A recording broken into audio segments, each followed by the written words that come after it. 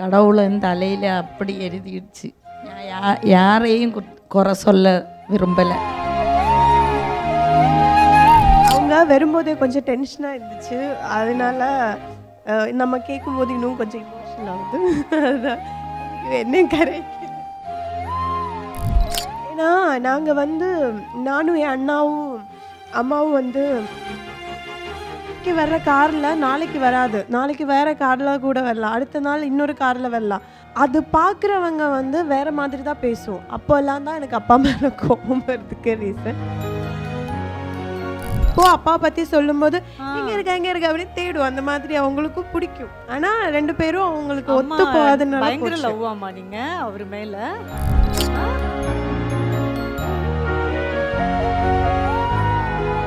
Title sponsor தி Chennai silks, ஆஹா ஓஹோ ஆடி sales, Jayachandran. குறைந்த விலை நிறைந்த தரம், தங்கள் தேவைகள் அனைத்தும் ஒரே இடத்தில். Jayachandran. MCR pure cotton club, formal and casual shirts.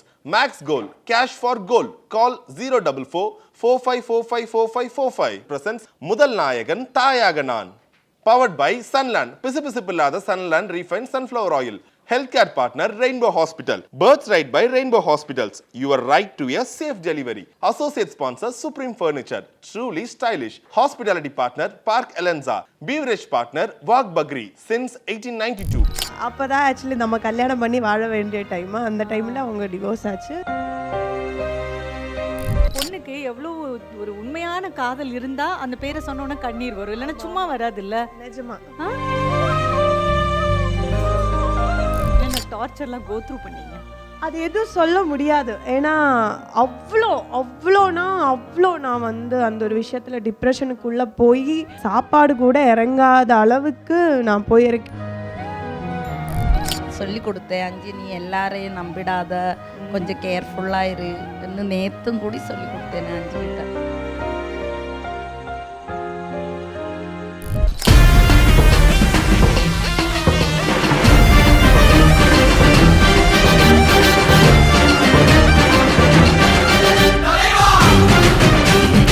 And அம்மா பொண்ணு 2 பேரும் அக்கா தங்கச்சி மாதிரி க்யூட்டாக இருக்கீங்க. ஆக்சுவலி சொல்லியிருக்காங்களா நிறைய பேர்? ஐயோ இதுதான் இப்போ நான் அந்த ஃப்ளாட்டில் இருந்து கீழே இங்கே வர்ற வரைக்கும் எல்லாருமே இதுதான் சொன்னாங்க. Same dialogue repeating. ஆமாம், எல்லாருமே அக்கா மாதிரி இருக்கா சொல்கிறேன். ஸோ அம்மாக்கு எவ்வளோ ஃபேன்ஸு? அம்மாக்கு எவ்வளோ ஃபேன்ஸ் இருக்காங்க? தேங்க்யூ. அம்மா வெக்கப்படணும், உங்களுக்கு பாட்டும் போட்டிருக்காங்க. அதாவது 60s 70s சாங் போட்டிருக்காங்க. அவ்வளோ இல்லை, சின்ன பொண்ணு தான் ஆக்சுவலி.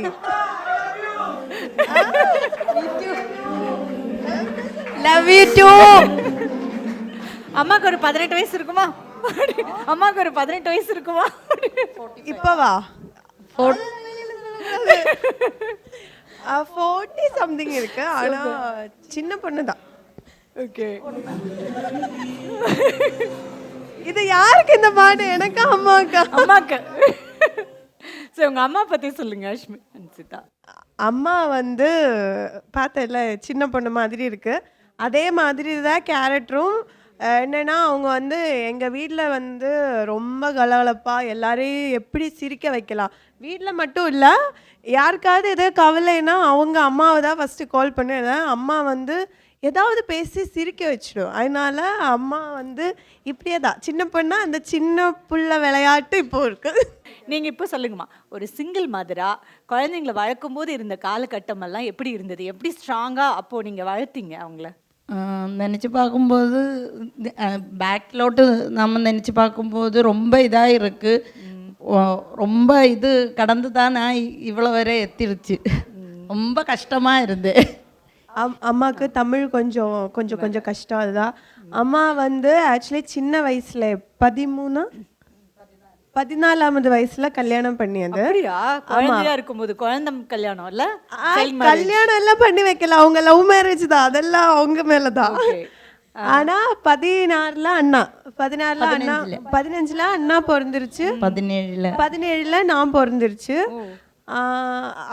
அப்பத்துல இருந்தே அந்த சின்ன பொண்ணு என்ன அறிவு இருக்குமோ எனக்கு தெரியல. ஆனா 2 குழந்தைங்களுக்கு அம்மா.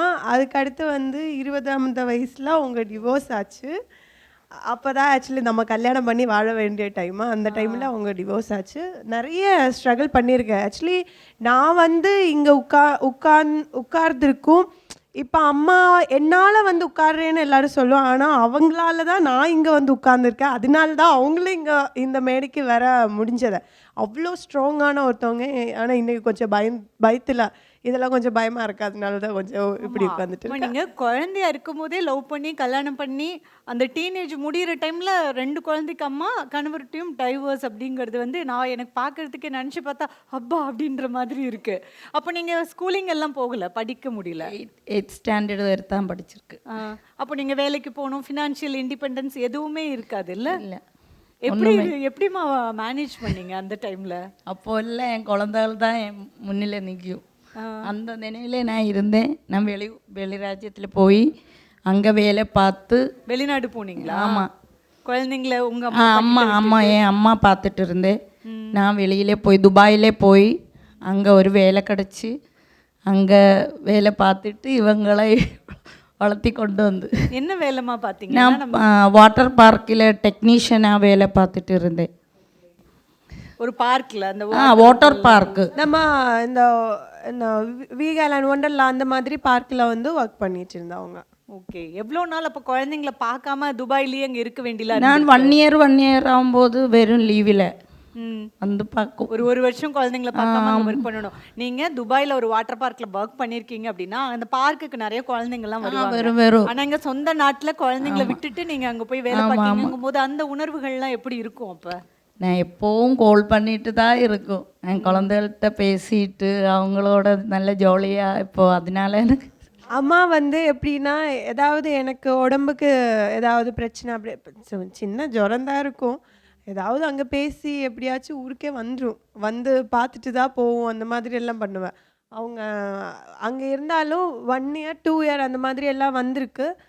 ஆனால் அவங்களும் மிஸ் பண்ணியிருக்கேன், நாங்களும் மிஸ் பண்ணியிருக்கேன் நிறையா. எத்தனை வருஷமா வெளிநாட்டில் வேலை பார்த்தீங்க? 9 years, more than 9 years நான் அங்கே இருந்தேன். ஆக்சுவலாக நீங்கள் ஒன்றுமே தெரியாத நீங்கள் வந்து ஒன்றுமே தெரியாத ஒரு குழந்தையா இருக்கும் போதே கல்யாணம் பண்ணிக்கிட்டீங்க. அந்த குழந்தை காலத்தையே நீங்கள் என்ஜாய் பண்ணியிருக்க மாட்டீங்க. அப்போ நீங்கள் வெளிநாட்டு போகணும், உங்களுக்கு அவ்வளோ விவரமும் இருந்திருக்காது இல்லை? ஒன்றுமே தெரியாது. ஆனால் எனக்கு என் மக்களை நல்லாவே வளர்த்தணும்னு அந்த இது இருந்து. அதனால நான் அங்கே இருந்தேன். நான் துபாயில் இருந்தேன், பஹ்ரைனில் போயிருக்கு, கத்தார், இப்போ ஊரில் இருக்குது. 9 years ஆச்சு. ஸோ எந்த டைம் வேணாம் வெளிநாட்டு வாழ்க்கை, என் குழந்தைங்கள உள்நாட்டிலே வந்து வேலை பார்த்துக்கலாம் அப்படின்னு திரும்பி வந்தது? 5 தான். 5 எல்லாம் ஏற்ற பிறகு நான் இங்கே இருந்தேன். அப்படியா? என்ன காலகட்டம் மன்ஷிதா அது? நான் வந்து எனக்கு வந்து 10th முடிச்சது வந்து நான் வந்து இந்த ஃபீல்டுக்குள்ளே வந்துச்சு. அப்போ சுத்தமாக எனக்கு பிடிக்காது, நடிக்கிறது பிடிக்காது, இந்த மீடியா பிடிக்காது. ஆனால் அந்த டைமில் வந்து அம்மாவுக்கு ரொம்ப பிடிக்கும், அம்மாவோட அம்மாவுக்கு ரொம்ப பிடிக்கும். ஸோ அவங்களுக்கு பிடிக்கிறதுனால அம்மா வந்து இந்த ஷூட்டுக்கெல்லாம் இடையில கொண்டு போய் சரி பண்ணிப்பாரு அப்படின்னு சொல்லிட்டு ஓகே போயிட்டு இருந்தேன். அதுக்கடுத்து வந்து ஒரு 18 வயசு 19 அதில் வந்து மொத்தமாகவே இந்த ஃபீல்டுக்குள்ளே ஆச்சு. சரி நம்மளுக்கு இதுதான், அது ஏதோ நமக்கு இதில் இருந்து கடவுள் ஏதோ ஒன்று கொடுக்குற, நம்ம வீடை பார்க்க முடியுது அப்படின்னு வந்த டைமில் ஒரு 18-19 வயசுலேருந்து ஃபேமிலி பார்க்குறேன், அம்மாவை பார்க்குறேன். என் பொறுப்பு என் மாவை எடுத்துட்டு. பட் அம்மாவுக்கு ஒரு ட்ராமா இருக்குல்ல, சின்ன வயசுலேயே காதலிச்சோம், கல்யாணம் பண்ணோம், அது ஃபெயிலியர் ஆயிடுச்சுன்னா அந்த ட்ராமா வந்து உங்களுக்கு அது கடத்தியிருக்காங்களா, கடந்திருக்கா? அம்மாவோட ட்ராமாலாம் நம்மளுக்கு கிடைக்க இல்லை மாட்டேன். ஆண்களை பார்த்தா நம்ப கூடாது, அதுதான் அம்மாவோட ட்ராமா இல்லை, நம்மளா போய் விடுறதுல இருந்தால் ட்ராமாஸ் நமக்கு கிடைக்கும். அப்படியே நிறைய ட்ராமா இருக்கும்.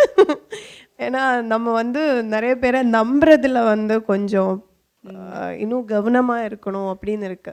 நான் வந்து எப்படின்னா எல்லார்கிட்டையும் ஜாலியாக பேசிடும், சீக்கிரம் நம்பிடும். என் அம்மாவும் அப்படி தான் இருந்துருச்சு.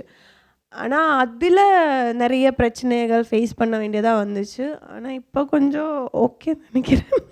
கொஞ்சம் இல்லை, இப்போ நல்லா அம்மா ஓகே. வந்து சொல்லி கொடுத்துருப்பாங்களா ஒரு விஷயம், அவங்க சின்ன வயசுலேயே காதலிச்சு நம்பி அது ஏமாந்து துரோகமா மாறி தானே அந்த கணவர் இல்லைன்ற ஒரு இடமே உருவாகும். ஐயோ, என் அப்பா அவ்வளோ பெரிய துரோகம் பண்ணல.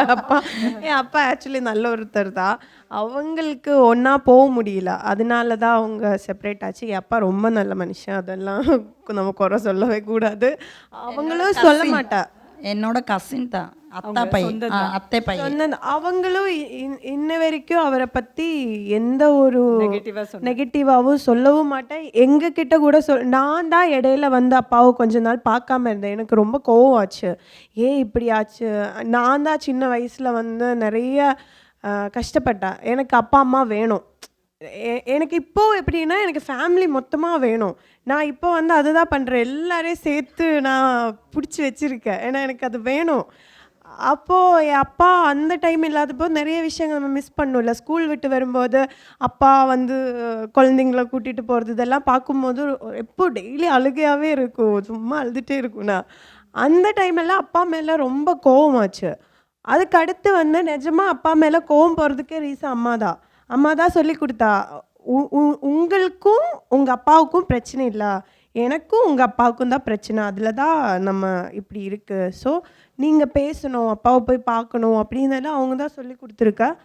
போய் பாப்பா பேச இப்போவும் பார்க்கும் பேசும் அப்படிதான். அம்மா வந்து கலங்குறாங்க எனக்கு, ஆனால் புரிஞ்சுக்க முடியுது. அம்மா அவங்களோட லவ் பெருசு. அவங்களுக்கு இப்போ ரொம்ப லவ். அம்மா வந்து இப்போ அப்பா பத்தி சொல்லும்போது எங்க இருக்க அப்படின்னு தேடும். அந்த மாதிரி அவங்களுக்கும் பிடிக்கும். ஆனா 2 பேரும் அவங்களுக்கு ஒத்து போகாதனால பயங்கர லவ் ஆமா நீங்க அவர் மேல. கணவர் பத்தி பேசின உடனே அவங்க கண்ணு கலங்குது. ஒரு பொண்ணுக்கு எவ்வளவு ஒரு உண்மையான காதல் இருந்தா அந்த பேரை சொன்ன உடனே கண்ணீர் வரும், இல்லைன்னா சும்மா வராது இல்ல. நிஜமா இத்தனை வருஷம் தனியாக தான் வளர்த்து ஆளாக்கியிருக்கீங்க, வெளிநாட்டில் போய் கஷ்டப்பட்டுருக்கீங்க, பிள்ளைங்களை வளர்த்து ஆளாக்கியிருக்கீங்க. இப்பயும் ஒரு எவ்வளோ வருஷம் இருக்கும், 20 வருஷம் இருக்குமா பிரிஞ்சு? 15 வருஷம் ஆச்சு. 15 வருஷம் ஆச்சு கூட அவர் நினைச்சு பேர் சொன்ன உடனே அழுகுறாங்க. பார்த்துட்டு தானே இருக்கு அவங்கள, அப்படியும் பார்த்துட்டு தான் இருக்கு. அவங்களுக்கு வேற குடும்பம் இருக்கு. ஆமா ஆமா அவங்க வேற மேரேஜ் பண்ணியாச்சு, 2 குழந்தைங்க இருக்கு, அவங்க அப்படி வாழ. பட் அம்மா சிங்கிள் மதராகவே உங்களுக்காக இருக்கு. ஆமா அம்மாவோட கண்ணீர்ல அந்த அன்பும் காதலும் அவ்வளோ அழகா தெரியுது. ஓகே, நீங்க சொல்லுங்கம்மா, எவ்வளோ நேசிச்சிங்க. பட் குழந்தைங்க கிட்ட நீங்க நெகட்டிவா எதுவுமே சொல்லலைங்கிறது ஒரு பெரிய உயர்ந்த குணமா தெரியுது எனக்கு ஆக்சுவலா. கிரேட் அம்மா, கிரேட் அம்மா நீங்க. சொல்லுங்கம்மா. கடவுளின் தலையில அப்படி எழுதிடுச்சு. நான் யாரையும் குறை சொல்ல விரும்பலை.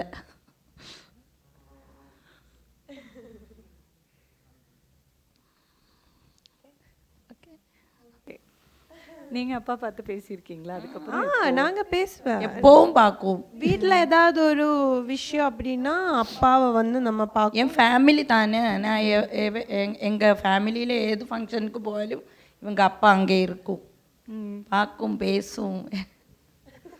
அப்படி ஒரு இது இல்லை, கோபம் ஒன்றும் இல்லைங்க. அதுதான் சொன்னேன், எனக்கு இப்போ 27 வயசு ஆகுது. இந்த நாள் வரைக்கும் அவங்க வந்து எங்கே விட்டு கொடுத்தது இல்லை.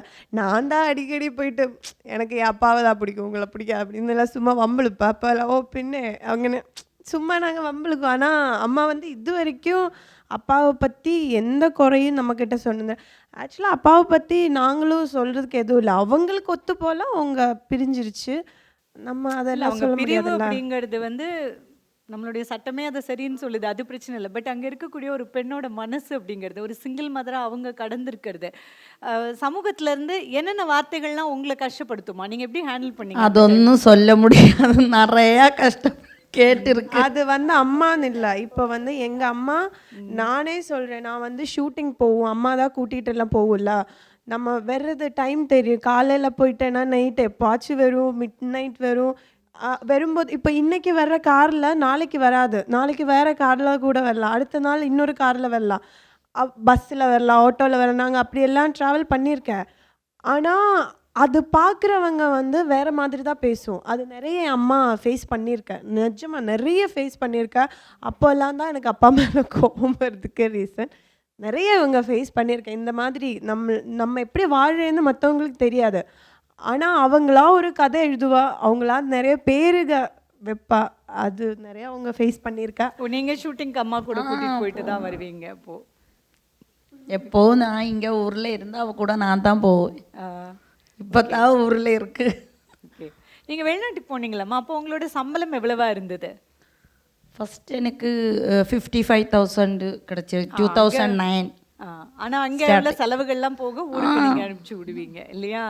ஸோ இப்போ உங்க பொண்ணு சம்பாரிச்சு உங்க வாழ்க்கையை என்னெல்லாம் மாத்திருக்காங்க வசதியா? என்னை நல்ல ராஜகுமாரியா வச்சு பார்த்துட்டு இருக்கவ. அப்படியா? ஆமா, அப்படித்தான். ஓகே. எனக்கு ஒரு குறவும் இல்லை.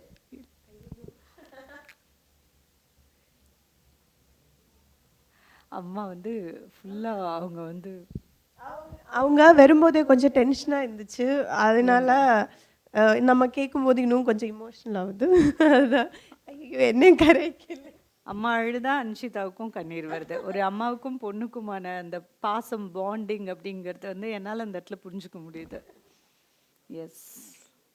ஏன்னா நாங்கள் வந்து நானும் என் அண்ணாவும் அம்மாவும் வந்து ஃப்ரெண்ட்ஸ் மாதிரி இருக்கோம். ஸோ நாங்கள் வந்து எல்லாமே அப்படி ஷேர் பண்ணுவா, பேசுவா. எங்கள் வீட்டில் வந்து என்னை விட இவங்க வந்து அண்ணா கிட்ட ரொம்ப க்ளோஸு. இவங்க 2 பேரும் கிச்சனில் உட்காந்து பேசுகிறதா இருந்தாலும் அது ஒரு மாதிரி நம்ம இந்த மூவிலெல்லாம் பார்க்கல, அந்த மாதிரி தனுஷ் சாரும் அம்மாவும் எல்லாம் மூவியில் நடிக்கிற மாதிரி இவங்க அம்மாவும் பையனும் அவ்வளோ க்ளோஸு. ஸோ அது கொஞ்சம் நல்லா இருக்கு. அதனால நாங்கள் வந்து எதாக இருந்தாலும் சொல்லுவேன், பேசுவேன், ஃபன்னாக இருக்கும் இப்போ வீட்டில். எனக்கு இந்த மேடையில் பார்க்கும்போது ஒரு ஒரு நல்ல விஷயங்கள், கஷ்டப்பட்டது இதெல்லாம் பேசும்போது உடனே கண்ணீர் வருது. அம்மா அழுதோன்னா அன்ஷியும் அழுவுறத பார்க்குறேன், அந்த கண்ணீரை பார்க்குறேன். ஆனால் நீங்கள் மீடியாவுக்கு வர்றதுக்கு அதுக்கு முன்னாடியிலேருந்தே அன்ஷிதா ட்ராவல் பண்ணும்போது கூடவே சேர்ந்து அன்ஷிதா பற்றி ஒரு நெகட்டிவிட்டியும் ட்ராவல் ஆகிட்டே இருக்குல்ல, அது ஏன்? அது ஏன்னா நம்ம வந்து நம்ம லைஃப்பில் வந்து எடுத்துகிட்டு வர ஆட்கள் இருக்குல்ல, இப்போ நம்ம நண்பர்களாக இருந்தாலும் ரிலேஷன்ஷிப்பாக இருந்தாலும் எதாக இருந்தாலும் நம்ம எடுக்கிற ஆட்கள் வந்து நம்மளுக்கு செட் ஆகிறவங்க கிடையாது. நம்ம வந்து அவங்கள அதுதான் நம்பி நம்ம கூட எடுத்துகிட்டு வரும். ரொம்ப ஏதோ அவங்களும் நம்மளை மாதிரி ஏதோ நல்லதாக நினைக்கிற அப்படின்னு நினச்சி எடுத்துகிட்டு வரும். ஆனால் அவங்க வந்து நம்ம லைஃபுக்கு செட் ஆனவங்களே கிடையாது. ஸோ அதனால நம்ம எதுவும் தப்பாக வரணும்னு யாரையும் லைஃப்பில் எடுக்கிறதில்ல. போக போக அது அவங்கள அப்படி ஆக்கி விடுது. பட் அப்போ உங்ககிட்ட வந்து கொஞ்சம் அன்பா பழகினாவே ஈஸியா நீங்க உங்க கூட்டுக்குள்ள சேர்த்துக்கிட்டீங்க. நான் வந்து எல்லார்கிட்ட நல்லா பேசுவேன். இப்போ உங்ககிட்ட நான் இந்த கேமரா இல்லாட்டி கூட நான் பேசினேன், நான் உங்ககிட்ட ரொம்ப ஜாலியாக பேசுவேன். எல்லாமே சொல்லிடும். அதுதான் நான் வீட்டில் இன்னைக்கு என்ன சமைச்சதுல இருந்து நான் இன்னைக்கு என்ன பண்ண எல்லாமே சொல்லிடும். அப்படியே க்ளோஸ் ஆகிடும். ஆனால் இவங்களுக்கு பின்னாடி ஒரு ஆள் இருக்குന്നത് எனக்கு தெரியாது. அது தெரியும் போது தான் நம்ம கூட இந்த நெகட்டிவிட்டியும் கூடவே வருது. ஆனால் இப்போ அப்படி கிடையாது. இப்போ வந்து எனக்குன்னே ஒரு கூட்டம் இருக்குது. அது வந்து நான் புரியறதுக்கு வந்து இப்போ இவ்வளோ வருஷம் ஆச்சுன்னு நினைக்கிறேன். ஏன்னா எனக்குன்னே என்னோடய ஃபேமிலி, எனக்கு பிடிச்ச ஆட்கள், நான் நல்லா இருக்கணும், அவங்க நல்லா இருக்கணும்னு நினைக்கிறவங்க இருக்குது. கொஞ்சம் ஆட்கள் இருக்குது. அவங்க மட்டும்தான் இப்போ என்னோட உலகம். வேற யாரையும் நான் இப்போ வெளியில இருந்து எடுக்கவே மாட்டேன். ஆமாம், நீங்கள் சொல்லுங்கள். அன்ஷிதா வந்து இப்போ சொல்கிறாங்க இல்லையா, கொஞ்சம் நல்லா பேசினாவே பட்டனை தட்டி விட்டா போதும், ஏன்னு ஆரம்பிச்சா ஜெட்டில் தான் முடிப்பேன்ற மாதிரி சில கேரக்டர் எல்லாம் சொல்லி முடிச்சிருவேன். அப்போ அவங்க கிட்ட ஃப்ரெண்டாக இருக்குது ரொம்ப ஈஸி. அப்போ அன்ஷிதாக்கு நிறைய ஃப்ரெண்ட்ஸ் இருக்கும்போது அவங்களோட நல்ல குணம், பின்னாடி இருக்கிற அந்த பேடு அப்படின்ற ஒரு விஷயம், ஒரு ஃபேஸே தெரியாது. அவங்கள அந்த மாதிரி விட்டதுனால தான் நெகட்டிவிட்டி வந்தது அப்படின்னாங்க. அவங்களோட சர்க்கிளில் இருக்கிறவங்க இது சரியான மனுஷங்க, இது சரியா இல்லைன்னு நீங்கள் என்னைக்காவது சொல்லியிருக்கீங்களா? நேற்று கூட சொல்லி கொடுத்தேன். ஓகே, நேற்று நான் அது சொல்லி கொடுத்தேன். அஞ்சு நீ எல்லாரையும் நம்பிடாத, கொஞ்சம் கேர்ஃபுல்லாக இரு நேற்றும் கூடி சொல்லி கொடுத்தேன் நான் அஞ்சு கிட்ட. பட் அந்த மாதிரி அன்சிதாவோட சர்க்கிளில் இருக்கிறவங்கள நீங்கள் சொல்லி அவங்க அதை நம்பாம இருந்து அப்புறம் இருந்திருக்கு. இப்போ அது எப்போ எப்படி தெரியுமா, அம்மா வந்து என்னோட ஃப்ரெண்ட்ஸுங்கிட்ட எல்லார்கிட்டே சொல்கிற விஷயந்தான். நீங்கள் வந்து அவகிட்ட எதுவும் சொல்லாதா, அவங்க எதாவது சொன்ன அப்படி இப்படின்னு நீங்கள் சொல்லாதா, அவளாக புரிஞ்சுக்கிட்டு எப்போ வெளியில் வருதோ அப்போ தான் அவள் அந்த ஃப்ரெண்ட்ஷிப்பை விடுவான்னு எப்போ சொல்லுவேன். ஆக்சுவலி அதுதான் என்னோடய லைஃப்பில் எல்லாமே நடந்திருக்கு. இன்ன வரைக்கும் அதுதான் நடந்திருக்கு. ஆனால் அவங்களுக்கு முன்னாடியே தெரியும் இவங்க கூட அஞ்சுக்கு செட் ஆகாது, ஏதாவது ஒன்று அவங்களுக்கே புரியும், என்கிட்ட சொல்லும். போமா அவங்க அப்படியெல்லாம் இல்லை, நல்லா தான் பழகுறேன், அது காதில் எடுக்காது. ஓகே, இப்போ ஓகே ஆயிடுச்சு. அன்பு கொடுத்து அன்ஷிதாவை ஏமாத்திரலாம் அப்படிங்கிறது உண்மையா? ஆமாம், உண்மை. இப்போ கிடையாது. இப்போ நல்லா எல்லாம் தெரிஞ்சிருச்சு. அவக்கு நல்லா மெதி வாங்கி போதுடா சாமினாச்சு. அன்புனா எந்த எக்ஸ்ட்ரீம் வரைக்கும் அன்ஷிதா பண்ணும் அவங்களுக்காக. ஆமா, எந்த எக்ஸ்ட்ரீம் வரை போயிருக்காங்க. போயிடும். அதான் எந்த எக்ஸ்ட்ரீம் வரை அவங்களுக்கு கூட அவங்களுக்கு உயிர் வேணாலும் கொடுத்துடும். அப்பா அம்மாவையும் அண்ணாவையும் யாரையும் கவனிக்காது. எனக்கு தெரியும், ஆனால் எல்லாம் புரிஞ்சு திரும்பி என்கிட்ட தான் வரும். அதனால நான் வெயிட் பண்ணி இருக்கும். நீங்களும் அப்படி அன்பானவங்களா தானமா இருக்கீங்க. இப்போ உங்க கணவர் பேர் சொன்னா கூட அழுவுறீங்களா? அப்படிதானே, அம்மா மாதிரி தான் பொண்ணும். ஆனா அப்படி அன்பு கொடுத்துட்டு வரும் அப்படின்ற ஒரு இன்சிடென்ட் ஏதாவது சொல்லலாமா? நான் சொன்னேன் அன்சிதா பண்ண எக்ஸ்ட்ரீம் இன்சிடென்ட் நான் சொன்னேன், கேட்கவே இல்லை. பேரு சொல்ல முடியாது, பேரு சொல்ல என்னோட வேண்டாம், incident. ரிலேஷன்ஷிப் தான். அவங்க என்னோட ஃப்ரெண்டு கிட்ட சொன்னா அவ வந்துரு, இதை விட்டு வெளியில வந்துருன்னு சொன்னேன். அவங்களே நான் ஒரு 3 monthsக்குள்ள நான் வந்து எவ்வளோ கஷ்டப்படாம பெட்டாச்சு, எல்லாமே பெட்டாச்சு. அதுக்கு அடுத்து நான் வெளியில வந்து எனக்கு எல்லாம் தெரியும். நானே அழுதுட்டு கடவுளை வேண்டிக்கிட்டு நைட்டு 2 o'clock எல்லாம் ப்ரேயர் பண்ணுவேன், எழுதிட்டு புக்கு வேண்டிட்டு. ஆனால் அவளோட ஃப்ரெண்டுக்கிட்ட நான் சொன்னேன், நீ பாரு 5 திரும்பி புறத்து வெறும் எல்லாம் விட்டு வெறும் எனக்கு அந்த இது இருக்குன்னு. அது மாதிரி வந்துடுச்சு. உண்மையான அன்பு இல்லைன்னா அந்த இடம் தோத்து போயிடும், திரும்பி வந்து தானே ஆகணும்ல உங்க பொண்ணு. ஆனா அவங்க பிக் பாஸ்லயே சொல்லியிருந்தாங்க இல்ல, என்னை வந்து உடைச்சி என்ன ஏதோ பேச சொல்லியிருந்தீங்க. ரொம்ப அழகா இருந்தது அந்த வார்த்தை. ரொம்ப உடைச்சு கிளப்பி போட்டாங்க, கெஞ்ச வச்சு. அது ஒரு ரொம்ப மோசமான ஸ்டேஜ். ஆனா நான் அதெல்லாம் இப்போ யோசிக்கிறதும் இல்லை, அதெல்லாம் தாண்டி வந்தாச்சு. ஏன்னா எனக்கு நான் எப்போ நம்புற ஒரு விஷயம் இருக்கு, கடவுள் வந்து கஷ்டத்தை கொடுப்பா. எப்போ நல்லா நீ ஹாப்பியாக சிரிச்சுக்கிட்டே இரு அப்படின்னு எல்லாம் சொல்ல மாட்டேன். கஷ்டத்தை கொடுப்பா, அழுவா, எல்லாம் பண்ணுவேன். ஆனால் அவர் வந்து எப்போ என்னை வந்து நீ லைஃப் லாங்காக கஷ்டத்திலே இரு அப்படின்னு விட்டு கொடுத்ததில்ல. எப்போ வந்து எனக்கு என்ன கொடுத்தாலும் பெஸ்ட்டாக கொடுக்குது. அது என்னோட ஒர்க்காக இருந்தாலும் என்னோட எல்லா விஷயம் எனக்கு அப்படிதான். எனக்கு நான் வந்து ஒரு கெட்டதில் போய் நம்பி விழுந்தாலும் என்னை தூக்கி வெளியில் கொண்டு வருதவர். அது மெயின் ரீசன் என்னோட அம்மாவோட ப்ரேயர் தான். அது அவங்க வந்து மிட் நைட்டு 2 மணி 3 மணிக்கெல்லாம் எழுந்திரிச்சு தொழுதுகிட்டே இருக்கும். அவங்க அவ்வளோ கடவுள்கிட்ட வேண்டுற ஒருத்தவங்க. அதனால தான் நான் வந்து இப்படி இருக்கு. அதுக்கு ரீசன் அம்மா. அன்ஷிதா அழகா சொல்லுங்களேன். அன்புன்னு சொல்லி இவ்வளோ டார்ச்சர் இருக்கு, ஸோ ஏமாறாதீங்க அப்படின்னா என்னெல்லாம் சொல்லுவீங்க? என்னென்ன டார்ச்சர்லாம் கோ த்ரூ பண்ணீங்க? ரொம்ப மோசம் அது. ரொம்ப என்ன சொல்றது, ஐயோ அது வேணாம், அது ரொம்ப மோசம். நீங்க வேணான்றத லிஸ்ட் அவுட் பண்ணிட்டு சொல்லலாம் அப்படிங்கறத மட்டுமே. அது எதுவும் சொல்ல முடியாது. ஏன்னா அவ்வளோ நான் வந்து அந்த ஒரு விஷயத்துல டிப்ரெஷனுக்குள்ள போய் அவ்வளோ டிப்ரெஷனுக்குள்ளே போயிடுச்சு. அது வந்து எனக்கு தெரியல, சாப்பாடு கூட இறங்காத அளவுக்கு நான் போயிருக்கேன். என்னோடய ஃப்ரெண்டு ஸ்ரீ, அப்புறம் இன்னொரு ஃப்ரெண்ட் எனக்கு இருக்குது, அவளோட பேரை நான் சொல்லலாம். அந்த ஆக்சுவலி ஸ்ரீயை விட அந்த ஃப்ரெண்டு தான் என் கூட காலை வரைக்கும் நைட்டு ஃபுல்லாக அந்த பொண்ணு என் கூட பேசிக்கிட்டே இருக்கும். அன்ஷி அப்படி, அன்ஷி இப்படி, நீ இப்படி இருக்கக்கூடாது அப்படின்னு. அந்த பொண்ணு ரொம்ப என்ன, அந்த ஃப்ரெண்டு பேர் ஆனால் எனக்கு சொல்ல முடியல, என்னால் தான் சொல்ல. அந்த ஃப்ரெண்டு நிஜமாக அவள் இல்லாட்டி நான் இன்னும் கஷ்டப்பட்டிருந்துப்பேன். அந்த அளவுக்கு உங்களை எடுத்துட்டு வெளியில் கொண்டு அந்த அளவுக்கு டிப்ரெஷனுக்குள்ளே போயிட்டேன். ஏன்னா நான் வந்து அவ்வளோ நம்பினேன். அதனால் ஓகே பரவாயில்ல. எனக்கு அது வந்து இப்போ எப்படின்னா, நான் வந்து நம்ம இன்னும் அந்த டைமில் வந்து என்கிட்ட ஒன்றுமே சொல்லாது. ஆனால் அவளோட எல்லா காரியம் நான் இங்கே அவளோட ஃப்ரெண்டுக்கிட்ட பேசி எல்லாம் தெரிஞ்சுட்டு நான் கடவுளுக்கிட்ட ப்ரேயர் பண்ணிகிட்டே இருக்கும். நல்லா வரும் நீ. நான் நின்று ஸ்நேகிக்கணும். அம்மா அப்பாவை நல்லா பாருப்பா தம்பி, உன் கல்யாணத்துக்கு நான் தான் வரும். தேங்க்யூடா. ஐயோடா கியூட் பாரு பாப்பா. டைட்டில் ஸ்பான்சர் தி சென்னை சில்க்ஸ், ஆஹா ஓஹோ ஆடி சேல்ஸ், ஜெயச்சந்திரன். குறைந்த விலை நிறைந்த தரம், தங்கள் தேவைகள் அனைத்தும் ஒரே இடத்தில். Jayachandran. MCR pure cotton club, formal and casual shirts. Max gold, cash for gold. Call 04445454545. Presents முதல் நாயகன் தாயாக நான். பவர்ட் பை சன்லேண்ட், பிசுபிசுப்பில்லாத Sunland refine sunflower oil. Healthcare partner Rainbow Hospital. Births Right by Rainbow Hospitals. Your right to a safe delivery. Associate sponsor Supreme Furniture. Truly stylish. Hospitality partner Park Elenza. Beverage partner Wag Bagri since 1892.